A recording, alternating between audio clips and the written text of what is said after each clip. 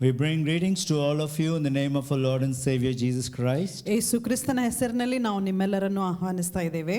Such a joy to bring you the Christmas message. Christmas ಸಂದೇಶವನ್ನು ನಿಮ್ಮೆಲ್ಲರಿಗೂ ತರಲಿಕ್ಕೆ ನಮಗೆ ಬಹಳ ಸಂತೋಷದ ಸಂಗತಿ. And we are happy to celebrate the Christmas with you in your home from all of us in King's Embassy Church, Bangalore. Kings embassy ಸಭೆಯಿಂದ ನಿಮ್ಮ ಮನೆಗಳಲ್ಲಿ ನಾವು ಕ್ರಿಸ್ಮಸ್ ಹಬ್ಬವನ್ನು ಆಚರಿಸಲಿಕ್ಕೆ ಬಹಳ ಸಂತೋಷ ಪಡ್ತಾ ಇದ್ದೇವೆ. I know it's a time of celebration, so there will be a lot of rejoicing in your house. ಇದು ಸಂತೋಷದ ಸಮಯ, ಹಬ್ಬದ ಸಮಯ, ನಿಮ್ಮೆಲ್ಲರ ಮನೆಯಲ್ಲಿ ಒಂದು ಔತಣವಿರಬಹುದು. And we want you to know that we are praying for you as you enjoy your Christmas celebrations at your home. ನೀವು Christmas ಹಬ್ಬವನ್ನು ಆಚರಿಸುವಾಗ ನೀವೆಲ್ಲರೂ ಸಂತೋಷದಿಂದ ತುಂಬಿರಬೇಕೆಂಬುದೇ ನಮ್ಮ ಬಯಕೆ. You would have heard many Christmas messages for many years. ಅನೇಕ ವರ್ಷಗಳಿಂದ ನೀವು ಅನೇಕ ಕ್ರಿಸ್ಮಸ್ ಸಂದೇಶಗಳನ್ನು ಕೇಳ್ತಾ ಇರಬಹುದು. But I'm not going to speak about the birth of Christ. ನಾನು ಯೇಸು ಕ್ರಿಸ್ತನ ಜನನದ ಕುರಿತಾಗಿ ಮಾತನಾಡ್ತಾ ಇಲ್ಲ. But I'm going to speak about the preparations that went around before the birth of Christ. ಯೇಸು ಕ್ರಿಸ್ತನು ಹುಟ್ಟುವುದಕ್ಕಿಂತ ಮುಂಚೆ ನಡೆದ ಒಂದು ಸಿದ್ಧತೆಯ ಕುರಿತಾಗಿ ನಾನು ಮಾತನಾಡ್ತಾ If ಇದ್ದೇನೆ. you look into the Gospel of Luke, ಲೂಕನ ಸುವಾರ್ತೆ ನಾವು ನೋಡುವಾಗ this is a beautiful episode that has been written by Dr. Luke himself. Doctor ವೈದ್ಯನಾದ ಲೂಕನು ಬರೆದ ಒಂದು ಸನ್ನಿವೇಶಗಳನ್ನು ನಾವು ನೋಡ್ತಾ ಇದ್ದೇವೆ. He definitely has done a lot of research and study before he could write this gospel. ಆತನು ಬರೆಯೋದಕ್ಕಿಂತ ಮುಂಚೆ ಆತನು ಅನೇಕ ವಿಷಯಗಳನ್ನು ಸಂಶೋಧಿಸಿದನು. So as you may know that the epistles were written first and then the gospels were written. ಮೊದಲು ಪತ್ರಿಕೆಗಳು ಬರೆಯಲ್ಪಟ್ಟವು, ಆನಂತರ ಸುವಾರ್ತೆ ಬರೆಯಲ್ಪಟ್ಟಿತು. So we must understand, if you want to understand the gospels, we must also understand the epistles first. ನಾವು ಸುವಾರ್ತೆಯನ್ನು ಅರ್ಥ ಮಾಡಿಕೊಳ್ಳಬೇಕಾದ್ರೆ ಅದಕ್ಕೆ ಮುಂಚಿತವಾಗಿ ನಾವು ಪತ್ರಿಕೆಗಳನ್ನು ಅರ್ಥ So ಮಾಡಿಕೊಳ್ಳಬೇಕಾಗಿದೆ. in the first chapter of Luke, ಲೂಕನ ಮೊದಲನೇ ಸುವಾರ್ತೆ I would like to read the 5th verse. 5ನೇ ವಚನವನ್ನು ನಾನು ಓದಲಿಕ್ಕೆ ಬಯಸ್ತಾ ಇದ್ದೇನೆ. There was a Jewish priest named Zechariah, ಅಲ್ಲಿ ಜಕರಿಯ ಎಂಬ ಯಾಜಕನು ಇದ್ದನು. and his wife was Elizabeth from the family of priests, being a direct descendant of Aaron. Aaron ವಂಶದವಳಾದ ಎಲಿಜಬೆತ್ ಎಂಬ ಸ್ತ್ರೀ. And the Bible says they both were lovers of God and they served God fully.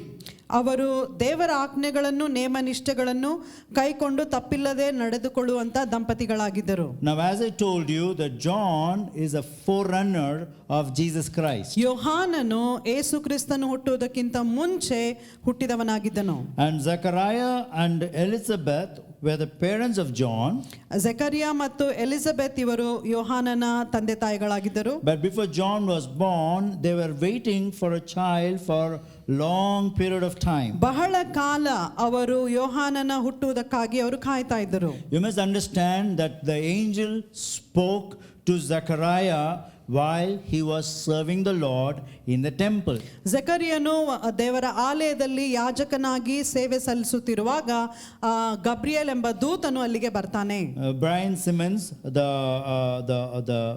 translator for this Passion translation, passion translation ಅವರ ಬರೆದಂತಹ Brian Simmons ಅವರು he adds a footnote. ಅವರು ಒಂದು ಟಿಪ್ಪಣಿಯನ್ನು ಕೊಟ್ಟಿದ್ದಾರೆ. There was a 400 years of long gap where they did not hear the voice of God. 400 ವರ್ಷಗಳವರೆಗೆ ಯಾವ ದೇವರ ಒಂದು ವಚನಗಳು ಅಲ್ಲಿ ಕೇಳಿ ಬರಲಿಲ್ಲ. They didn't hear the voice of God for 400 years. 400 ವರ್ಷಗಳವರೆಗೆ ದೇವರ ಧ್ವನಿಯಲ್ಲಿ ಕೇಳಿಸಲ್ಪಡಲಿಲ್ಲ. And the last it was spoken was through Zechariah, the Old Testament prophet. ಆ ಹಳೆ ಒಡಂಬಡಿಕೆಯಲ್ಲಿ ಬರೆಯಲ್ಪಟ್ಟಂತ ಜಕರಿಯನ ಪ್ರವಾದಿ ಬರೆದಂತ ಕೊನೆಯ ಪುಸ್ತಕ. We read about that in Zechariah 1:6. ಜಕರಿಯ 1:6 ನಾವು ಅದರ ಕುರಿತಾಗಿ ಓದ್ತಾ ಇದ್ದೇವೆ. Where the angels spoke to Zechariah. ಅಲ್ಲಿ ದೇವದೂತರು ಜಕರಿಯನ ಹತ್ತಿರ ಮಾತನಾಡ್ತಾ ಇದ್ದಾರೆ. Now after 400 years the angel again comes and speaks to this Zechariah, the priest. 400 ವರ್ಷಗಳ ನಂತರ ಹೊಸ ಒಡಂಬಡಿಕೆಯಲ್ಲಿ ಜಕರಿಯ ಯಾಜಕನ ಹತ್ತಿರ ದೇವದೂತನು ಬಂದು ಮಾತನಾಡ್ತಾ ಇದ್ದಾನೆ. So there could be a season in your life where for a long time you've not heard the voice of God, but in this season before the second coming of Jesus, you will hear the voice of angels. ನಮ್ಮ ಜೀವಿತದಲ್ಲಿ ಅನೇಕ ವರ್ಷಗಳ ಕಾಲದವರೆಗೆ ನಾವು ದೇವರ ಧ್ವನಿ ಕೇಳದೆ ಹೋಗಿರಬಹುದು, ಆದರೆ ಯೇಸು ಕ್ರಿಸ್ತನ ಬರೋಣದ ಮುಂಚೆ ನಾವು ದೇವರ ಧ್ವನಿಯನ್ನು ಕೇಳಲಿಕ್ಕಿದ್ದೇವೆ. So angels were released before the first coming of Jesus. I believe more thousands and thousands of angels are released before the second coming of Jesus. ಯೇಸು ಕ್ರಿಸ್ತನ ಜನನದ ಸಮಯದಲ್ಲಿ ಅನೇಕ ದೇವದೂತರು ಬಿಡುಗಡೆ ಹೊಂದಲ್ಪಟ್ಟಿದ್ದರು. ಅದೇ ರೀತಿಯಲ್ಲಿ ಯೇಸು ಕ್ರಿಸ್ತನ ಬರೋಣದ ಮುಂಚೆ ಅನೇಕ ದೇವದೂತರು There ಬಿಡುಗಡೆಗೊಳ್ಳಲ್ಪಡ್ತಾರೆ. was barrenness at that time, and John was born in the same way. There could be a long barrenness, but God will turn your barrenness into fruitfulness. ನಮ್ಮ ಪರಿಸ್ಥಿತಿ ಅದು ಒಂದು ಬಂಜೆ ರೀತಿಯಲ್ಲಿ ಇರಬಹುದು, ಆದರೂ ಸಹ ದೇವರು ಅದನ್ನು ಫಲವತ್ತಾದ ಭೂಮಿಯ ತರ ಮಾರ್ಪಾಟು ಮಾಡ್ತಾ ಇದ್ದಾನೆ. I would like to note that say that the name Zechariah means God has remembered. ಜಕರಿಯ ಎಂಬ ಪದದ ಅರ್ಥವೇನೆಂದರೆ ದೇವರು ಜ್ಞಾಪಕ ಪಡಿಸಿಕೊಂಡನು. So what is the Christmas message that I want to give you? ನಾನು ಕ್ರಿಸ್ಮಸ್ ಹಬ್ಬದ ಸಂದೇಶ ಏನು ಕೊಡ್ಲಿಕ್ಕೆ ಬಯಸ್ತಾ ಇದ್ದೇನೆ. Before the second coming of Jesus, ಯೇಸು ಕ್ರಿಸ್ತನ ಬರೋಣದ ಮುಂಚೆ God is preparing the priests to worship the Lord. ಯಾಜಕರನ್ನು ದೇವರು ಸಿದ್ಧತೆ ಪಡಿಸ್ತಾ ಇದ್ದಾನೆ. God has released his angels on earth to listen to your prayer, to receive your prayer, and to take it to heaven. ಈ ಭೂಲೋಕದಲ್ಲಿ ದೇವರು ದೇವದೂತರನ್ನು ಬಿಡುಗಡೆಗೊಳಿಸಿ ನೀವು ಮಾಡುವಂತ ಪ್ರಾರ್ಥನೆಯನ್ನು ಆತನು ಮೇಲಕ್ಕೆ ತೆಗೆದುಕೊಂಡು ಹೋಗ್ತಾ I ಇದ್ದಾನೆ. want you to know that God has remembered you in this season. ನಾನು ಹೇಳಲಿಕ್ಕೆ ಬಯಸ್ತಾ ಇದ್ದೇನೆ, ದೇವರು ಈ ಸಮಯದಲ್ಲಿ ನಿಮ್ಮನ್ನು ಜ್ಞಾಪಕ ಪಡಿಸಿಕೊಂಡಿದ್ದಾನೆ. So the word Zechariah is very important in this season. ಜಕರಿಯ ಎಂಬ ಪದದ ಅರ್ಥ ಈ ಸಮಯದಲ್ಲಿ ಬಹಳ ಪ್ರಮುಖವಾದದ್ದು. And more than that, the word Elizabeth is more important. ಅದಕ್ಕಿಂತ ಹೆಚ್ಚಾಗಿ ಎಲಿಜಬೆತ್ ಎಂಬ ಪದದ ಒಂದು ಅರ್ಥವನ್ನು The ನೋಡಿಕೊಳ್ಳೋಣ. meaning for the word Elizabeth means an oath with God or a covenant with God. Elizabeth ಎಂಬ ಪದದ ಅರ್ಥವೇನೆಂದರೆ ದೇವರ ಶಪಥ ಇಲ್ಲ ದೇವರ ಒಡಂಬಡಿಕೆ. So when Elizabeth and Zechariah together worship the Lord, Elizabeth ಮತ್ತು ಜಕರಿಯ ಅವರು ಒಮ್ಮನಸ್ಸಿನಿಂದ ಸೇರಿ ಬಂದು ಆರಾಧಿಸುವಾಗ it means God has remembered his covenant he has made with you. ಅದರ ಅರ್ಥವೇನೆಂದರೆ ದೇವರು ನಿಮ್ಮೊಟ್ಟಿಗೆ ಮಾಡಿಕೊಂಡಂತ ಒಡಂಬಡಿಕೆಯನ್ನು ಜ್ಞಾಪಕ ಪಡಿಸಿಕೊಂಡಿದ್ದಾರೆ. So no scripture in the Bible is accidental. ದೇವರ ವಾಕ್ಯ ಅದು ಅಕಸ್ಮಾತ್ ಆಗಿ ಬರೆಯಲ್ಪಟ್ಟಿಲ್ಲ. In the Hebrew language, the word accidental never appears. ಹಿಬ್ರಿಯ ಭಾಷೆಯಲ್ಲಿ ನಾವು ನೋಡೋದಾಗಿದ್ದರೆ ಆಕಸ್ಮಿಕ ಎಂಬ ಪದವೇ ಬರೆಯಲ್ಪಟ್ಟಿಲ್ಲ. Everything is incidental. ಎಲ್ಲವೂ ದೈವ ಚಿತ್ತದಿಂದ ಬರೆಯಲ್ಪಟ್ಟಿದೆ. Everything is planned by God. ಎಲ್ಲವೂ ದೇವರ ಆಲೋಚನೆಯ ಮೇರೆಗೆ ಬರೆಯಲ್ಪಟ್ಟಿದೆ. Everything is orchestrated by God. ಎಲ್ಲವನ್ನು ದೇವರು ಆತನು ಯೋಚನೆ ಮಾಡಿ ನಡೆಸಿಕೊಂಡಿದ್ದಾನೆ. Angels have not been appearing accidentally. ದೇವದೂತರು ಆಕಸ್ಮಿಕವಾಗಿ ಕಾಣಿಸಿಕೊಳ್ಳಲಿಲ್ಲ. They've been sent by the plan and purpose of God. ದೇವರ ಚಿತ್ತದ ಮೇರೆಗೆ ದೇವರ ಆಲೋಚನೆ ಮೇರೆಗೆ ಅವರು ಕಳಿಸಲ್ಪಟ್ಟಿದ್ದಾರೆ. In another translation it says unannounced the angel appears and announces the good news. ದೇವದೂತನು ಯಾವ ಒಂದು ಸಿದ್ಧತೆ ಇಲ್ಲದೆ ತಕ್ಷಣವಾಗಿ ಆತನು ಬಂದು ಒಂದು ವರ್ತಮಾನವನ್ನು ಹೇಳ್ತಾನೆ. But we understand that no angel comes just like that. They have been sent intentionally, purposefully to come and speak a word of greeting to you. ದೇವದೂತರು ತಕ್ಷಣ ತಾನಾಗಿ ತಾನೇ ಅವರು ಬಂದು ಕಾಣಿಸಿಕೊಳ್ಳುವುದಿಲ್ಲ, ಆದರೆ ಅವರು ದೇವರಿಂದ ಕಳಿಸಲ್ಪಟ್ಟು ನಿಮಗೆ ಶುಭ ವರ್ತಮಾನವನ್ನು ತಿಳಿಸುತ್ತಾರೆ. If you just take one word, you can speak volumes out of that one word in the Bible. ನಾವು ಒಂದು ವಾಕ್ಯವನ್ನು ಸತ್ಯವೇದದಿಂದ ತೆಗೆದುಕೊಳ್ಳುವುದಾಗಿದ್ದರೆ ಅದರ ಕುಳಿತಾಗಿ ಮಾತನಾಡಿಕೊಂಡೇ ಹೋಗಬಹುದು. So but it's up to you to read the Bible and hear the voice of God for yourself. ಆದರೆ ಅದು ನಮಗೆ ಬಿಟ್ಟಿದ್ದು ನಾವು ದೇವರ ವಾಕ್ಯವನ್ನು ಓದಿ ದೇವರ ಸ್ವರವನ್ನು ಕೇಳುವುದು. And I want you to know that God is raising a prophetic generation as God raised John the prophet before the birth of Jesus, who would go and make the way of the Lord. God is raising a prophetic generation. ಯಾವ ರೀತಿಯಾಗಿ ಯೋಹಾನ್ ಎಂಬ ಪ್ರವಾದಿಯನ್ನು ದೇವರು ಯೇಸು ಕ್ರಿಸ್ತನ ಜನನದ ಮುಂಚೆ ಆತನು ಸೃಷ್ಟಿಸಿದನು, ಅದೇ ರೀತಿಯಲ್ಲಿ ಈ ಸಮಯದಲ್ಲಿ ದೇವರು ಪ್ರವಾದನಾತ್ಮಕ ಜನಾಂಗವನ್ನು ಎಬ್ಬಿಸ್ತಾ ಇದ್ದಾನೆ. I will close my message with one scripture in 17th verse of the Gospel of Luke, the first chapter. Luke 1ನೇ ಅಧ್ಯಾಯ 17ನೇ ವಚನವನ್ನು ಓದಿ ನಾನು ನನ್ನ ಸಮಯವನ್ನು ಮುಗಿಸ್ತೇನೆ. The angel comes and tells Zechariah and Elizabeth, ದೇವದೂತನು ಜಕರಿಯ ಮತ್ತು ಎಲಿಜಬೆತ್ ಅಳಿಗೆ ಬಂದು ಈ ರೀತಿಯಾಗಿ ಹೇಳ್ತಾ ಇದ್ದಾನೆ. he says God has already, the angel says, I have come to tell you that your prayer for a child has been answered. 13ನೇ ವಚನ, ಆದರೆ ದೂತನು ಅವನಿಗೆ ಜಕರಿಯ ಭಯಪಡಬೇಡ, ನಿನ್ನ ವಿಜ್ಞಾಪನೆ ದೇವರಿಗೆ ಮುಟ್ಟಿತು.